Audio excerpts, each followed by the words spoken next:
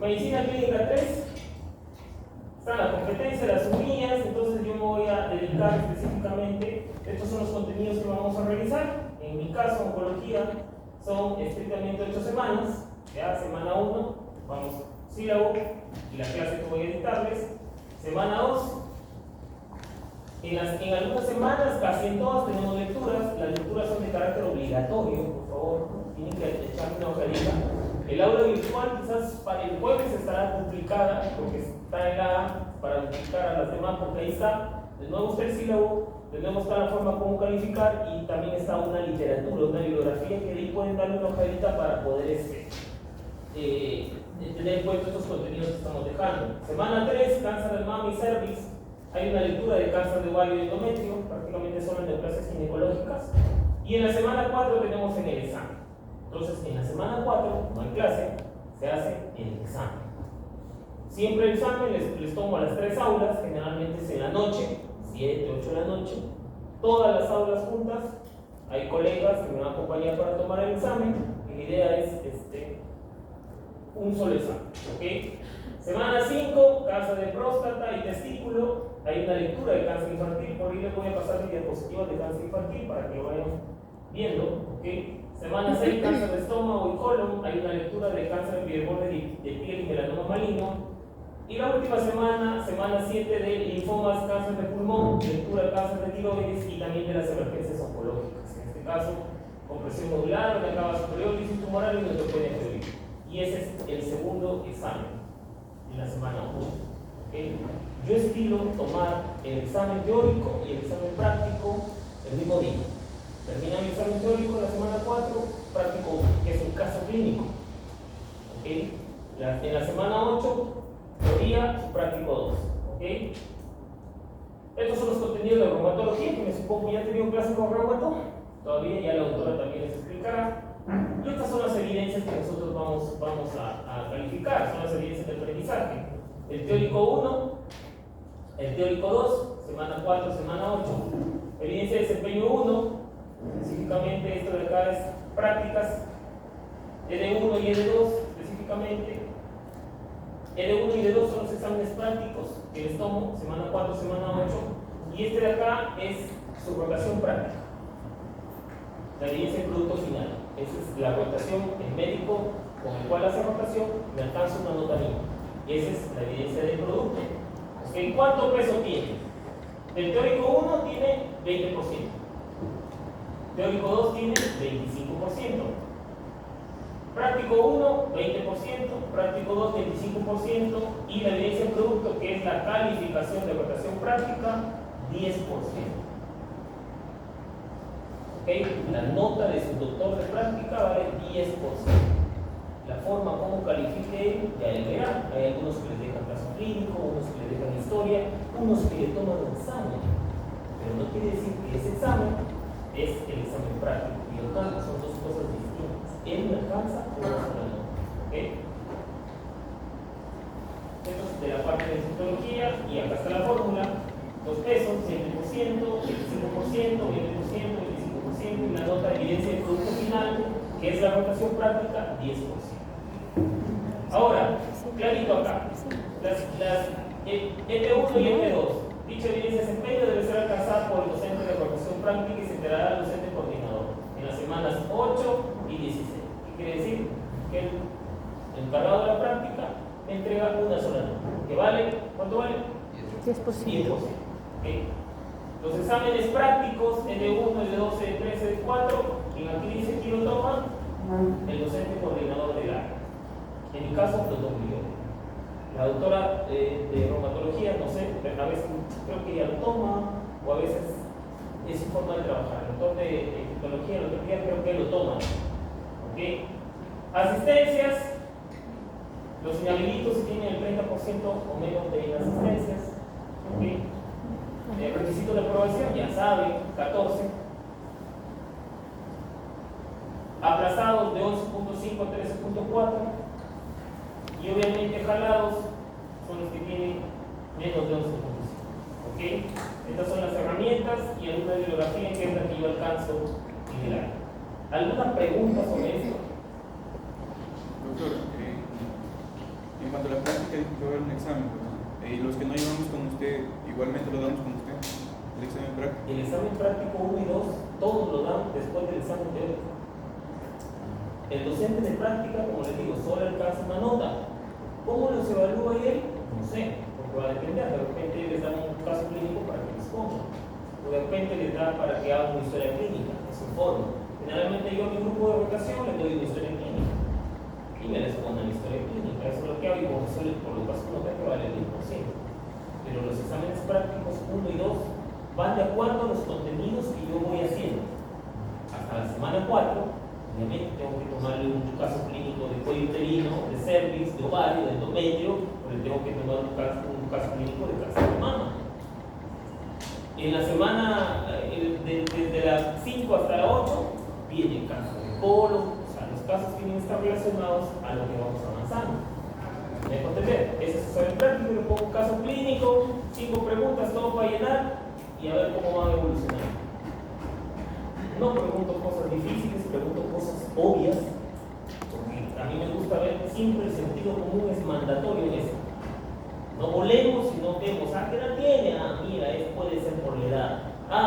Esto de acá, la otra vez puse un caso clínico de 15 años, me decían que tenía cáncer de pulmón. Solamente porque le dije que tenía una masa mediastinal, decían, no, cáncer de pulmón, tiene 15 años. Es lógico que haya cáncer de pulmón en 15 años. Más de 60, 70 años. La lógica manda. Entonces es simple, 5 preguntas para desarrollar. Otra consulta.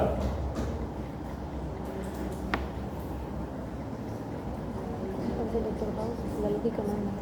Nada. La otra vez me metieron un papel por dar consejos, pero igualito se los voy a dar. Nosotros los docentes no estamos para calar a nadie. Ni tampoco pretendo yo que sean oncólogos. Aquí son simplemente la cosa básica. Tienen que conocer signos, síntomas, factores de riesgo y qué pruebas hacer para diagnosticar. Eso es lo que hago y eso es lo que le tomo. Y siempre va a ser así, porque esa es la formación en pregrado. Entonces la idea es, muchachos, que estudien. Que estudien. No sé cuánto está la universidad, creo que cuesta. Entonces no los hagan gastar a sus papás en vano. A mí me da pena que al final. Por una parte me da pena y me da cólera, porque a veces los alumnos que están ya y los que siempre son problemáticos, porque hay una conducta y los alumnos que son problemáticos de siempre son así, van a querer con papel avanzar. La idea es no engañarlos, ni engañarse a lo mismo, ni engañar a sus papás, porque a veces a los papás los hacen patinar. No, que mi hijo ha sacado esto, que el otro, porque acá está su examen. Uy, esas escenas son complejas. Ahí casi me piensas, pues tú no, es que no es así. Y aquí mi idea es estudiar. La cosa no es complicada, es totalmente fácil. Yo generalmente tomo de diapositivas. O sea, y de alguna bibliografía por ahí de la lectura. No, complejo. Pero la idea es que estudien. Que no se engañen ustedes, ni no engañen a sus papás. Así de simple, para al final no estar con las caras largas, porque en serio, yo soy bien jodido, ¿verdad? Y ya habrán escuchado ustedes de mí. Yo soy bien jodido, ¿verdad? En el sentido de que estás jalado, por más que me llame el colega, por más que me llame que el abogado, que soy el coronel, que soy el por aquí y por acá, nada, que soy el político no sé qué, no me interesa un bledo. Cada uno va a ir a con sus compañeros. ¿Está bien? Estamos comenzando, esperemos todo bien y cualquier cosa que tengan ustedes, bueno, como yo soy el coordinador, me la hacen saber a mí. De repente hay un problema en la votación, de repente el doctor no les hace caso, no les toma no los enfoca, eso también me lo dicen a mí para ir conversar con el docente y a ver cómo lo soluciona. ¿Me dejo entender? Pero en sí, por ejemplo, yo puedo coordinar todo lo que es el tema de oncología, porque es mi área, pero yo no, se podría decir, un movimiento en las notas de la doctora de Reumato. La doctora de Reumato me va a alcanzar las notas y yo las voy a promediar con mis notas. Sí, en el examen de oncología tuvieron 20 y en reumatología 20. ¿Promedio cuánto es? 20. Ese es 20 es el promedio de los exámenes. Como vale 0.2, ¿cuánto es? ¿El 20%? 4 puntos. 4. Vamos sumando. Todo, reumatología por lo mío, se van sumando y se hace un promedio aritmético. Y después se aplica los porcentajes que están ahí. ¿Ok? De ahí las notas de infecto con primera unidad, segunda unidad, igual, promedio aritmético, ya prácticamente el que tiene 13.5 se salva. Ya no va atrasado. Pero si la máquina dice 13.4, ¿está bien? Ahora, estudien tranquilos, trabajen tranquilos, intento yo ayudar a todos, pero como les digo siempre, o sea, déjense ayudar.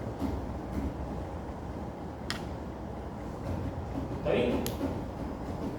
¿Preguntas? En el aula hay una tarjetita que dice bibliografía. Quizás mañana, o he estado actualizando mis diapositivas, por eso ya he actualizado hasta la semana 6. Falta un tema para poder subir y tener actualizados los datos. ¿Ok? ¿Alguna pregunta del sílabo? Nada. 25. ¿No? 25. Pásalo, por favor.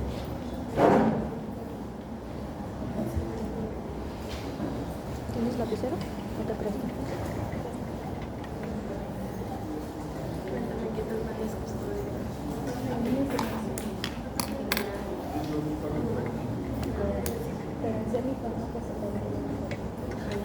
¿Y en semi? En semi faltó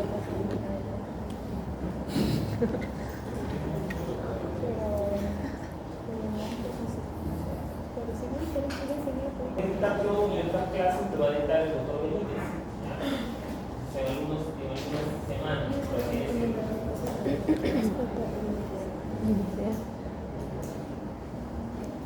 A ver, ¿quién me ayuda? ¿Todos son nuevitos o alguien ya llevó el curso? Todos son nuevitos. A ver, ¿quién me ayuda? Tú, flaca. Ayúdame.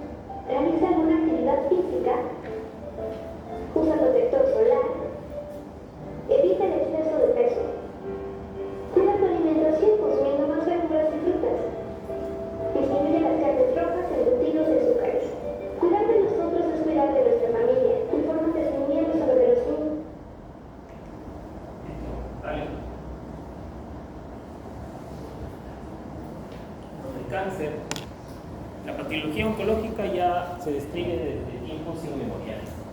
Por ahí ya en los papiros egipcios se veía o había dibujitos de personas con tumores en la mama, de mujeres con tumores en la mama, prácticamente por ahí hay un papiro que dice, no, creo que lo escribió, que para ese tumor no había cura. El término cáncer o carcinos viene de la época griega específicamente.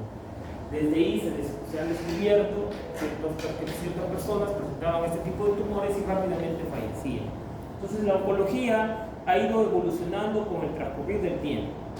La incidencia en cáncer está aumentando, quizás por los estilos de vida que ahora tenemos. Antes no veíamos mucho cáncer, por dos motivos. Nuestros estilos de vida eran saludables, ¿okay? Ahora no almorzamos, no comemos, comida chatarra, no hacemos ejercicio, no caminamos, me incluye en eso, todo lo vamos manejando, por así decirlo. Entonces eso ha influenciado negativamente en la incidencia de este tipo de enfermedad. Década del 60, 70, quizás las principales causas de muerte a nivel mundial eran las enfermedades infecciosas, ¿okay? De repente por ahí quizás las cardiovasculares, ¿okay? Pero ahora ya con el desarrollo de nuevos antibióticos, con el desarrollo específicamente de nuevos medicamentos orientados a la parte cardiológica, como que el cáncer ha ido subiendo en incidencia y ahora se encuentra entre la primera y segunda causa de muerte a nivel mundial. Y si nos proyectamos por 20 años hacia adelante, quizás ya sea la primera causa a nivel mundial. Entonces, es una enfermedad compleja, es una enfermedad hasta cierto punto difícil de tratar, pero por ahí estamos dándole la lucha. Paralelo a la incidencia, obviamente la investigación en cáncer ha ido evolucionando, ahorita tenemos nuevos medicamentos, nuevos tratamientos, nuevas formas de tratar que han determinado específicamente también un aumento en la sobrevida, un aumento en la cantidad de años que pueden vivir estos pacientes. Entonces, por definición, ¿qué es el cáncer? Obviamente es la proliferación, ¿okay?, acelerada de un tipo de célula en sí. Es una proliferación. ¿Por qué se hace esa proliferación? Por mecanismos internos, por mecanismos externos que hacen que una célula particular de nuestro cuerpo comience a proliferar, y una vez que prolifera, obviamente colapsa el órgano donde está proliferando y después escapa. Como ya no tiene dónde crecer, escapa a otros sitios. Entonces invade también tejidos tanto cercanos como a distancia. Y esto al final afecta a toda nuestra economía y donde el paciente termina falleciendo. Ese es el cáncer. Esa es la definición literal de OMS. Continuamos. Ahora, todo esto de la proliferación celular ocurre a nivel del ciclo celular. Obviamente, en el ciclo celular pasa todo, porque ahí está la proliferación.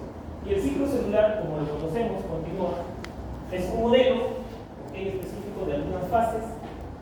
Ya, yo no me centro en esto mucho, sino lo pongo rapidito ahí. Y estas fases, ¿qué caracterizan? Ahí nos enseñan cómo va la célula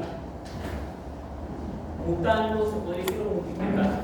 Ahora, en este ciclo celular, obviamente en el cáncer hay ciertas mutaciones genéticas o factores que de repente aceleran este proceso o de repente lo retrasan. Entonces, ese es el enfoque que uno le da. Entonces, tenemos específicamente la fase G1, ¿okay?, donde la célula comienza a crecer un poquito, comienza a duplicar sus proteínas, ¿okay?, para prepararse a la fase S.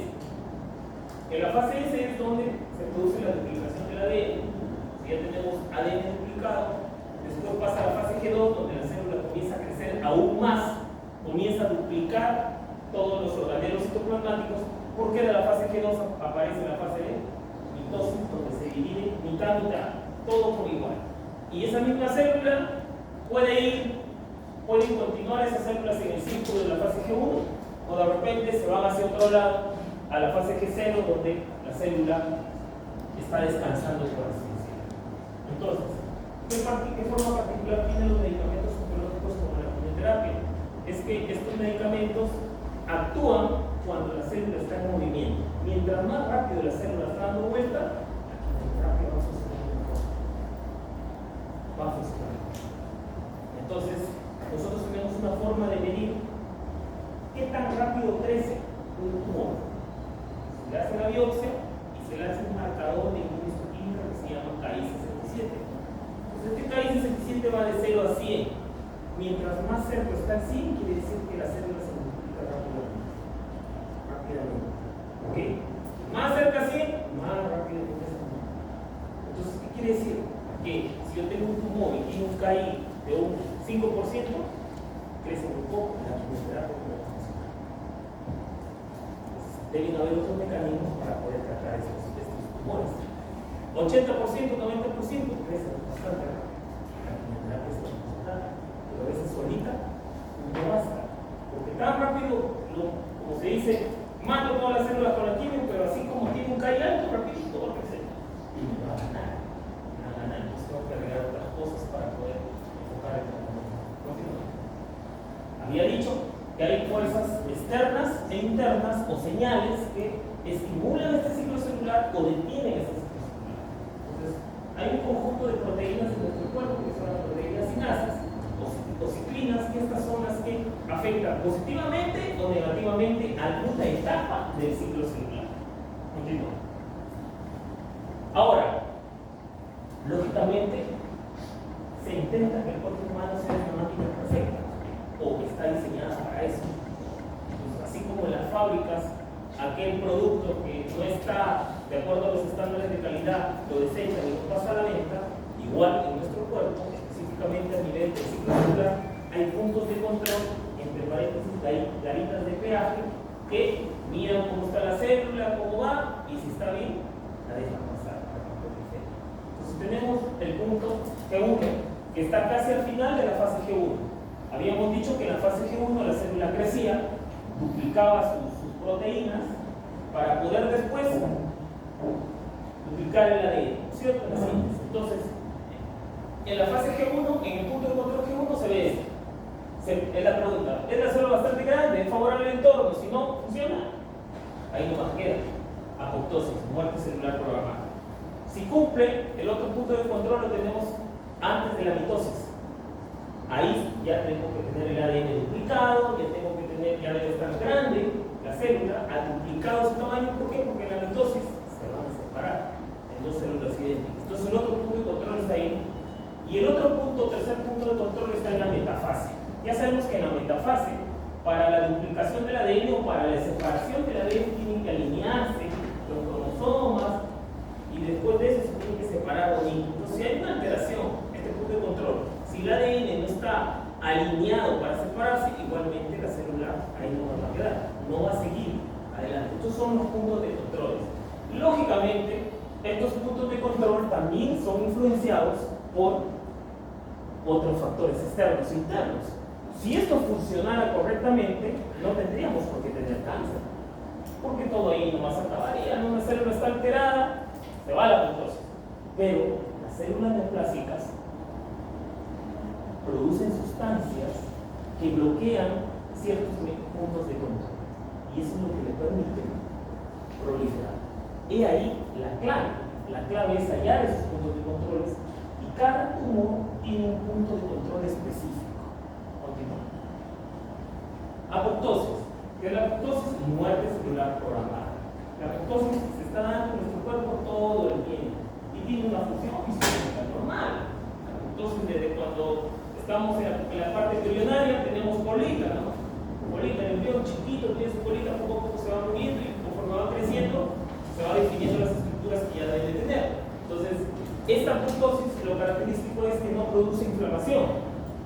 De repente, cuando nosotros nos golpeamos, tenemos una contusión, una caída, a veces se nos hincha la parte que nos hemos golpeado. Entonces, este proceso inflamatorio da dolor, enrojecimiento, un cambio, una apoptosis y muerte celular también hay. Pero la apoptosis no se asocia a proceso inflamatorio. Continuamos. Ahora, en nuestro cuerpo hay células que nosotros le llamamos células inmortales. Son células que todo el tiempo están proliferando y que tienen que ser así, porque si no, se agotarían y a la larga no podríamos específicamente existir, ¿no? si su producción cesara. Estas, por ejemplo, estas células inmortales son, por ejemplo, los espermatozoides. El hombre, simplemente 70, 80 años puede tener hijos, porque la producción de espermatozoides está, ya que la calidad de estos espermatozoides disminuye a esa cosa. Pero en realidad sí hay. Tenemos, por ejemplo, las células madre de la médula ósea. Todo el tiempo producimos hemoglobina, todo el tiempo producimos leucocitos, todo el tiempo producimos plaquetas. Son células que todo el tiempo están multiplicándose. ¿Cuánto vive una plaqueta? Más o menos. ¿Cuánto vive un leucocito?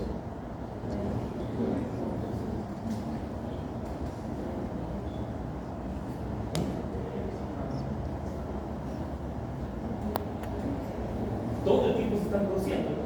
Ese doctorcito, usted me mandaba a sacar sangre para donar, todo el tiempo me sacan sangre, me voy a quedar sin sangre. Mentira, porque todo el tiempo se produce. ¿Ok? Continúa. Ahora, la gran pregunta, ¿y por qué se produce esto?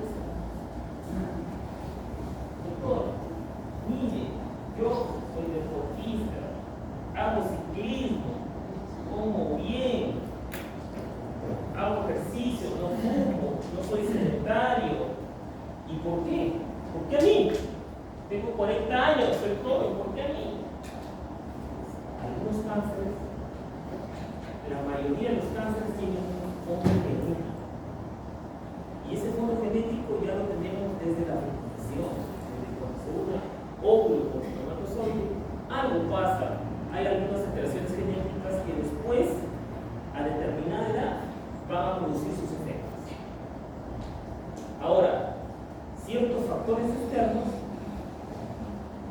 podrían favorecer que se aparezca más antes estos efectos, pero de repente podrían tenerlos. Por ejemplo, si yo tengo una paciente o un paciente con alguna mutación genética, FGR, ALK, que va a hacer que haga cáncer de pulmón en algún momento, si este pata fuma, si este pata es, por así decirlo, no hace ejercicio, come mal, obviamente el cáncer se va a presentar más antes. Pero si él tiene de repente hábitos adecuados, va a presentarse más después. Entonces, ya se ha visto que existen más de 240 genes, de los cuales 100 de ellos están comprobados que están relacionados con cáncer. ¿Okay? Y cualquier sitio de genoma humano puede ser, se podría decir, en donde se podría producir alguna alteración genética que produzca la aparición de estas células neoplásicas. Continúa. Entonces, nosotros tenemos, siempre cuando vemos un libro de genética, en lo que se ve en lo relacionado al cáncer, hay dos términos: el término oncogen y gen supresor tumoral. ¿Okay? En realidad, el oncogen de por sí no existe. El oncogen es una mutación del llamado, se podría decir, proto-oncogen. El gen normal se llama proto-oncogen. ¿Y cuál es la función? Este proto-oncogen, específicamente, cuando hay una disminución de un tipo de célula, elabora una proteína, una señal que la manda al núcleo y que le dice al núcleo, ¿sabes qué? Están escaseando estas células, produce. Esa es su función normal de un proto-oncogen. Pero a veces este proto-oncogen, por A o B cosas, muta. Cuando muta, todo el tiempo va a estar estimulando la proliferación celular. Así, hay pocas células o hayan hartas células, no entiende. Podría decir, todo el tiempo produce. Entonces, obviamente, si hay un estímulo constante para la proliferación celular, se producen los tumores. Continuamos. A ver, ejemplos de estos oncogenes, hay varios, y cada uno tiene genéticamente y molecularmente una vía de acción. Es un poco compleja de entender, pero en sí hay genes que tienen actividad tirosinquinasa, FGR, CETI, CAR2 en cáncer de mama. Hay genes que están relacionados con la proteína G molecularmente, entrando en todo esto del ciclo celular, como el HRAS, KRAS, NRAS específicamente, que están relacionados con cáncer de colon. ¿Okay? Entonces, ya hay una serie de estos específicamente oncogenes que nosotros actualmente los dosamos. ¿Por qué? Si hay FGR, si tenemos una mutación FGR, le damos una pastilla para el cáncer de pulmón. O le damos un medicamento, un anticuerpo monoclonal cetuximab para el cáncer de colon. ¿Okay? El HER2, si el HER2 está mutado específicamente en cáncer de mama, trastuzumab, pertuzumab. En cáncer gástrico puede estar mutado, también le damos trastu. O sea, hasta ese punto vamos llegando, hasta el diagnóstico molecular mutacional para tener una medicamento dirigido. En conclusión, todos estos oncogenes, todas estas mutaciones hacen que el cáncer sea un tratamiento personalizado al tipo de tumor, no personalizado al paciente, porque varios pacientes pueden tener cáncer de pulmón, pero el cáncer de pulmón, los tumores son distintos en un paciente y en otro, y de acuerdo a la mutación es que damos el tratamiento. Es por eso que la oncología es una de las especialidades que constantemente va cambiando. Yo casi tengo 10 años de oncólogo y específicamente lo que estudié en la residencia ahorita ya no se aplica, porque ya han cambiado las cosas. Entonces, así va, continúa. El otro concepto es el gen supresor tumoral. Y como ustedes saben, supresor, ¿qué significa? Inhibe. Entonces, ¿qué pasa con este gen? Cuando este gen ve que hay un aumento, una proliferación celular desmesurada, lo que hace que es activarse. Elabora unas proteínas que van al núcleo celular y le dice al núcleo celular, ¿sabes qué? Detente, porque yo ya tengo un exceso. No avances. Lógicamente, si hay alguna mutación de este gen, ¿qué va a pasar? No lo detiene. Constantemente va a proliferarse. ¿Qué va a pasar? Que se va a dar un tumor o un cáncer. ¿No es cierto? Continúa. Ahora, ejemplos de esos genes, tenemos el famoso P53, que es el llamado guardián del genoma. Este gen supresor tumoral se encarga de controlar muchos, se podría decir, regiones de nuestro cuerpo. Y por todo lado está el P53. Gobierna el crecimiento del cerebro, de las células cerebrales, pulmonares, de la mama, por todo lado. El otro gen también que es muy ubicuo es el gen cardiovascular, también es un gen supresor tumoral. Y hay otros genes como el APC, que está en cáncer de colon, que también tiene que ver con las inhibiciones. Lógicamente, si hay alguna mutación en este gen que protege, lógicamente se va a dar una neoplasia. Continúa. Ahora, tienen ese cuadrito. Ven el P53 por todo lado, ¿no es cierto? P53 en la cara, P53 cerebro, P53 en el pulmón, P53 en la mama, P53 en el hígado, en el estómago, P53 en el colon. Entonces, las mutaciones genéticas no son exclusivas de algún tipo de cáncer, sino pueden darse en varios tipos de cáncer. Continuamos. Ahora, ¿por qué es tan difícil de tratar el cáncer? Porque la célula tumoral tiene ciertas características que la hacen únicas. O sea, es como se dice, por ahí dicen que si hubiera una guerra mundial, todos desapareceríamos, menos ¿quién? La cucaracha. Porque tiene una capacidad de resistencia y las neoplásicas son parecidas a eso. Una cucaracha no puede comer en varios días, está viva. Por ahí sigue su energía. Y estas son características especiales que tiene la célula neoplásica. La célula neoplásica, muchos de los tumores, ¿qué necesitan las células para crecer? ¿O para proliferarse? Nutrientes. ¿Y por dónde vienen los nutrientes? Por la sangre, vasos sanguíneos. Pues tiene la capacidad de producir angiogénesis. ¿Por qué crecen los tumores? ¿Por qué? Porque forman vasos sanguíneos y comienzan a crecer. Ahora, hay medicamentos que bloquean la angiogénesis. Bloqueamos la angiogénesis, le damos quimio, vamos controlando. Otra característica que tienen es la mutación y inestabilidad genómica. Constantemente mutan para hacerse más fuertes, específicamente. Evade la apoptosis, la muerte celular programada, se esconden por ahí, pasan los macrófagos, pasan los natural killers, no les hacen nada, siguen viviendo. ¿Ok? Ellas mismas se autoestimulan, las mismas células tumorales elaboran sustancias que generan que ellas mismas sigan creciendo. Una característica muy especial. Evaden la destrucción inmune, se esconden, bloquean el sistema inmunológico. Cáncer como el melanoma, cánceres como el cáncer de pulmón, cáncer como el cervix, tienen un mecanismo inmune específicamente. Hay bloqueo de ciertos, se podría decir, vías de señalización que activan los leucocitos, los linfocitos. Entonces esto permite que la célula neoplásica con estas características tenga o sea difícil de tratar. Y también lo más clásico de ellas es que tienen potencialmente capacidad de invasión o llamado metástasis. Continúo. Ahora, esto es lo que les dije. Normalmente, con las venas que tenemos, con la circulación normal, un tumorcito podría crecer hasta 1 milímetro. Nada más. Los doctores, ¿por qué tenemos esos tumores tan grandotes? Porque elaboran sustancias como factores estimulantes del endotelio vascular, que lo que hace que es más vasos sanguíneos para nutrir el tumor y lógicamente crece más rápidamente. Continúa.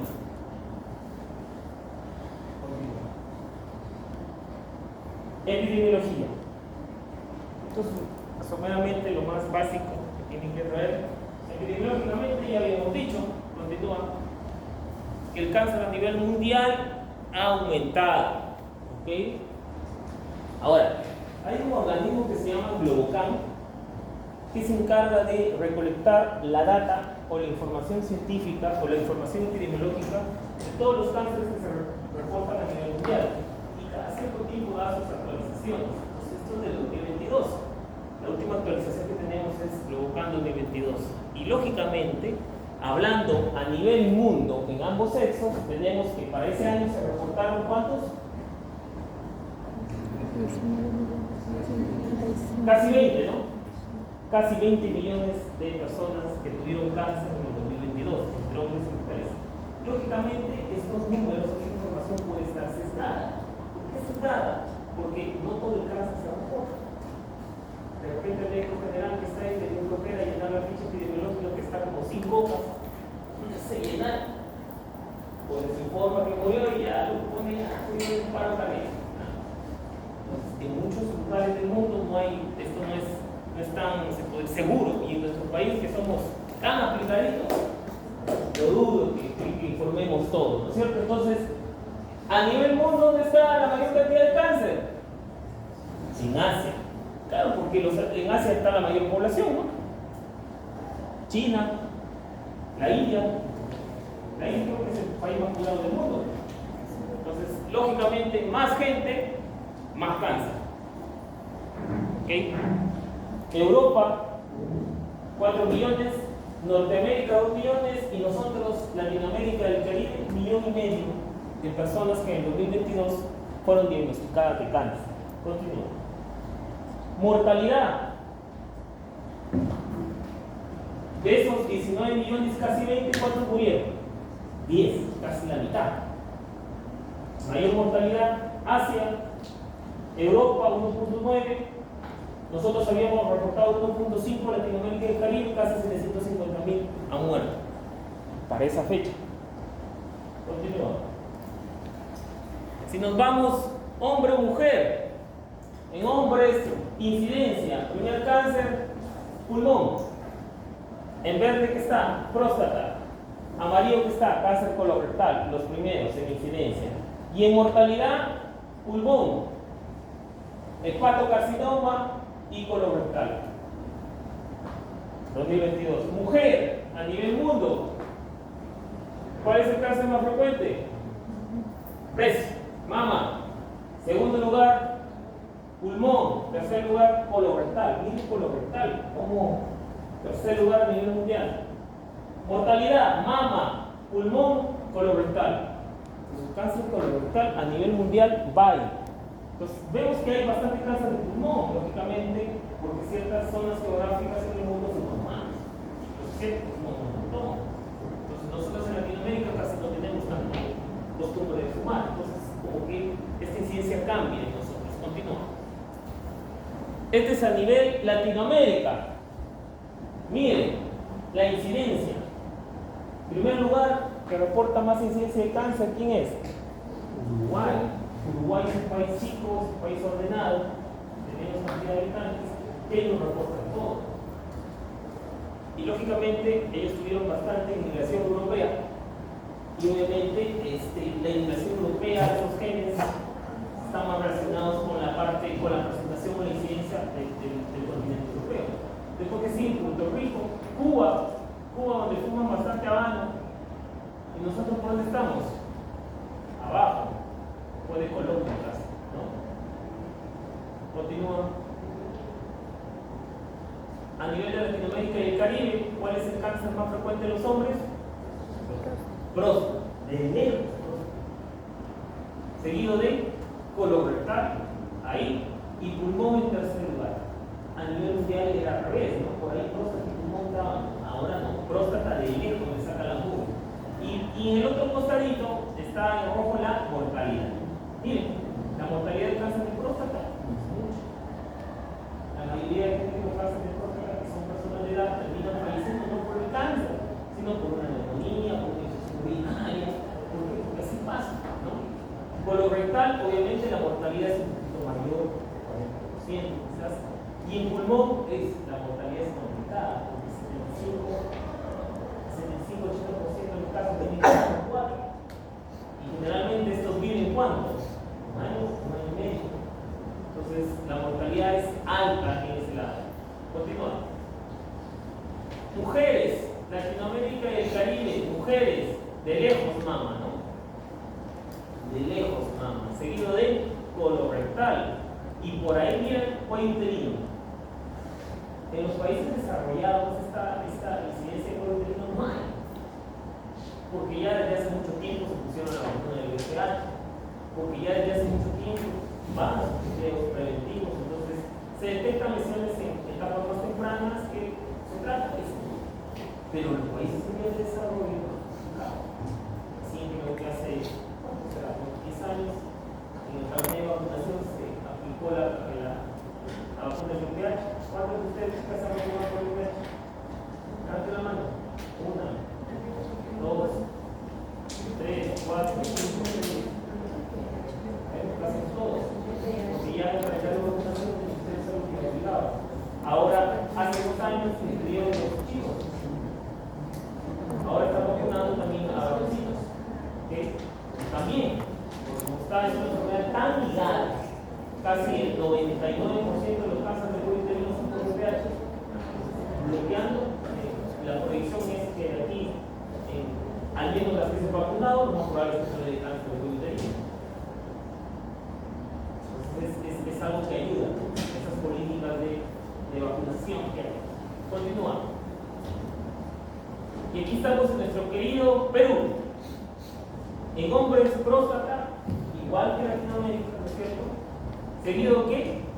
Estómago. Cáncer gástrico. Nos gusta comer bien condimentado, bien frito, con harta mayonesa, la carne y harto ají. Entonces, estómago, lejos, ¿ah? Y la mortalidad de estómago está en un 60%. Los linfomas, colorectal y las leucemias. Y miren, cáncer de pulmón, que a nivel mundial estaba primero, los peruanos no tienen mucho hábito de fumar. Y ahora, nosotros por ancestría, ¿qué significa ancestría? Todos los genes, toda la combinación que tenemos de la Polinesia, de los europeos, de los chinos, nosotros los peruanos tenemos un cruce.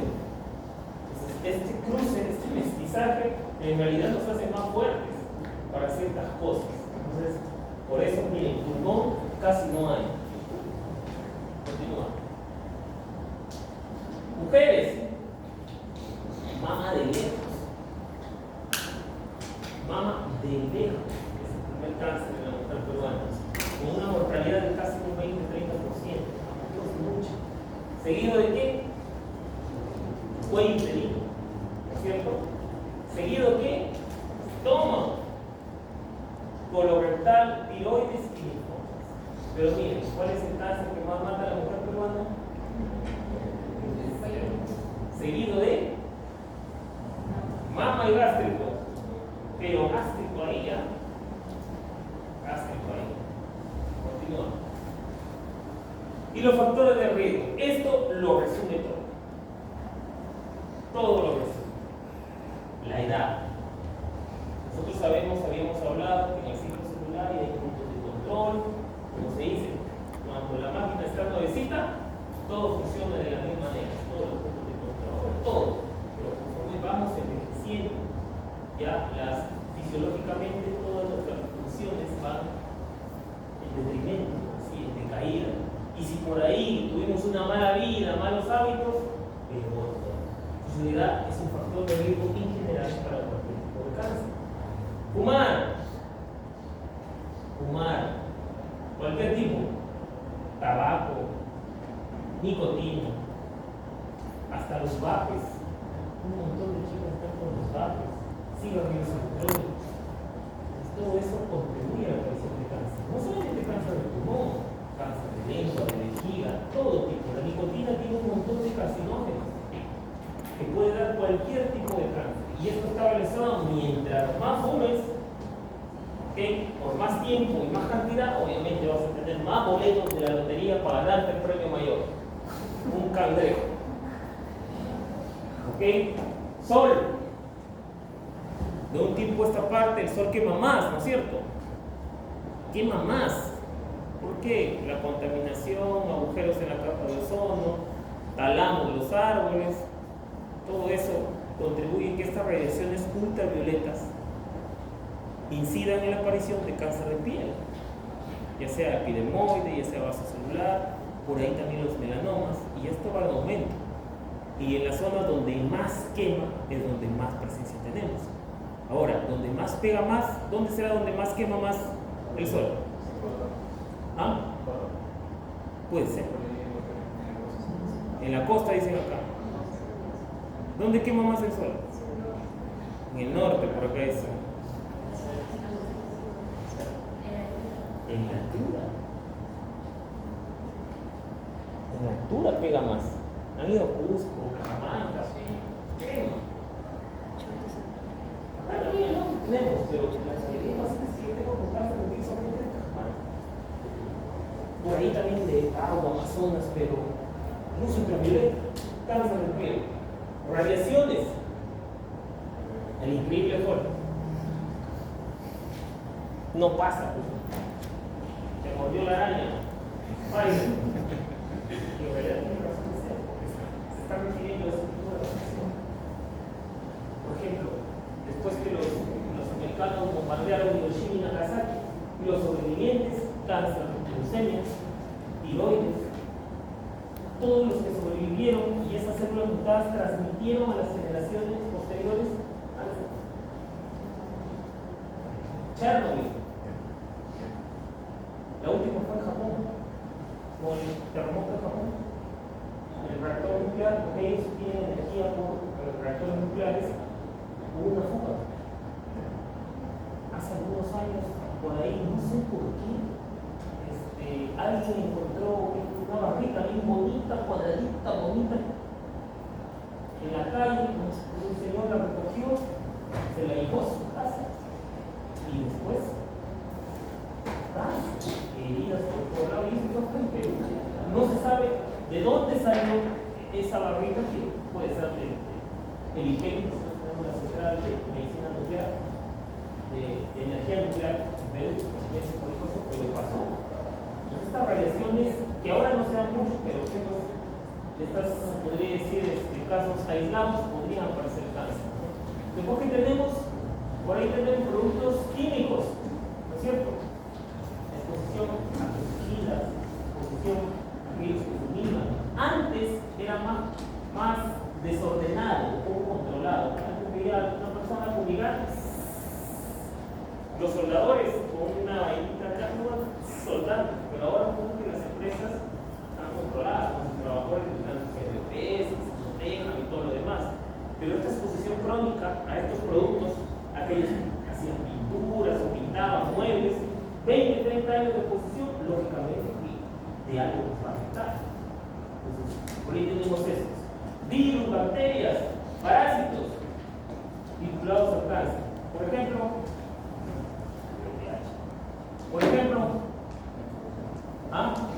helicobacter. Por ejemplo, hepatitis B, C, Epstein-Barr virus. Hay relación con exposición a este tipo de virus. Lo que ya hemos hablado, genética, familia, alteraciones genéticas, síndromes genéticos también.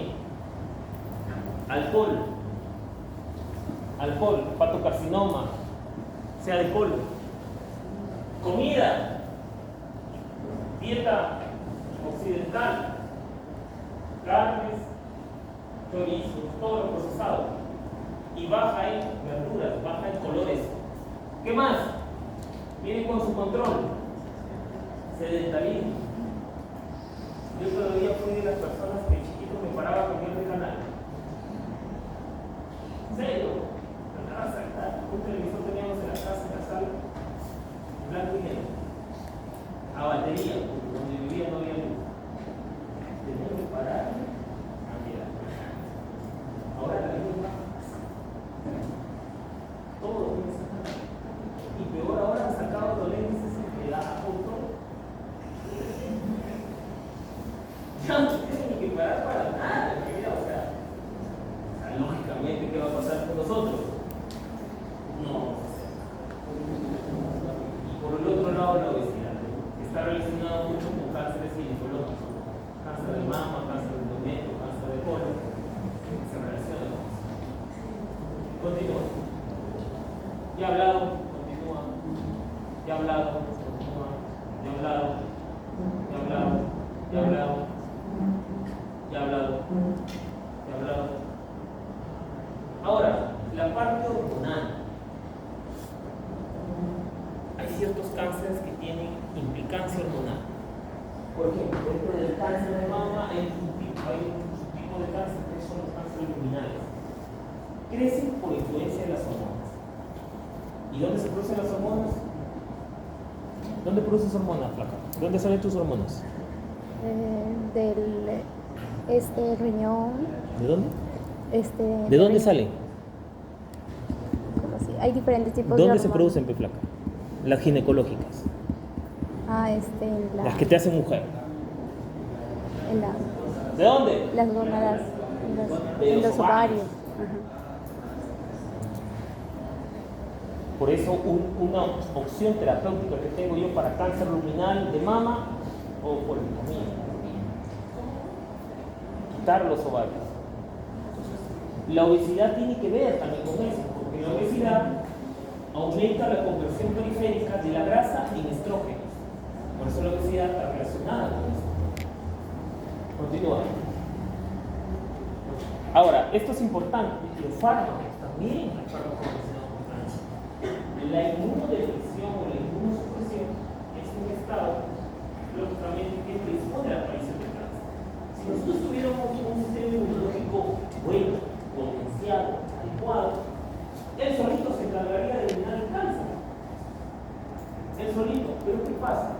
Entonces, cuando nuestro sistema inmunológico está deprimido, no funciona adecuadamente, pues las células se y también hay cierto tipo de cáncer que bloquea en sí la forma como trabaja el sistema inmunológico. Vamos a ver la siguiente clase de mapa. Entonces eso predispone a la aparición de cáncer. Entonces todas estas personas que toman fármacos inmunosupresores como los que tienen que ¿quiénes toman? Lupus, enfermedades autoinmunes, lupus, les. ¿Qué más? ¿Quién más toman artritis? Todas las inmunológicas. ¿Quién más?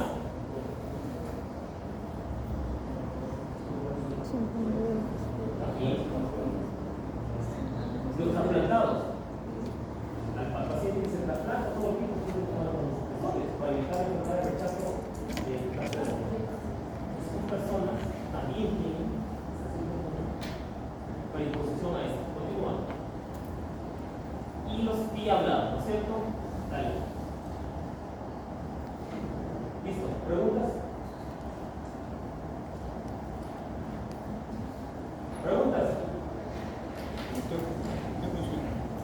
¿Hay posibilidades de usar el celular? ¿Cómo? Una vez un profesor nos dijo que el celular... Las ondas. Ajá. No hay ningún estudio comprobado que las ondas electromagnéticas pueden alterar genéticamente. No hay nada comprobado. No sé, nosotros nos guiamos por la parte científica, ¿no? Pero a la parte científica se le cae con plata. De repente sí es cierto. Pero al que estaba estudiando le pagaron Entel, Sony, Huawei, todos, toma, no publiques nada. Eso es porque sí se actúa. Por ejemplo, hace rato que ya se han descubierto la manera de mover los autos con agua. Hace rato ya. Otros con alcohol, de caña, por aquí, por acá. Es fácil para un jeque árabe, a un chamito pagarle 1.000 soles y se murió el inventor. O de repente yo con un saco de plata, toma compadre, te compro tu patente, tu invención y nunca más. Entonces se mueve así también el mundo. Hay cosas que no sabemos. De repente hasta cierto punto la industria quizás ya descubrió un fármaco para tratar el cáncer o para tratar el VIH. Yo pienso que para el VIH ya, porque el VIH ¿desde cuándo está? Desde los 80, que fue la epidemia. Mira, han pasado ¿cuánto? ¿30 años? ¿40 años? Ya debe haber, pero aquí no le conviene. A las grandes empresas farmacéuticas. Entonces en la vida todo se puede ver. ¿Listo?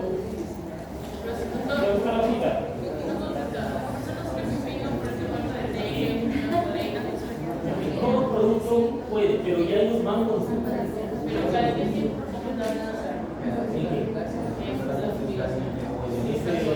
No, eso te lo responderá el otro día. Por eso depende de... Pero todo es crónico. La exposición prolongada de 20, de 15 años hacia adelante, si todos los días lo hagas, ahí sí. Pero una vez que hagas no va a pasar nada. A ver, Pastor, Ciesa, Castro, Fernández. ¿No te pasó a ti plata? ¿Cuántos tiempos? La vuelta, la vuelta. No sabía tu DNI, no sabía tu código de este.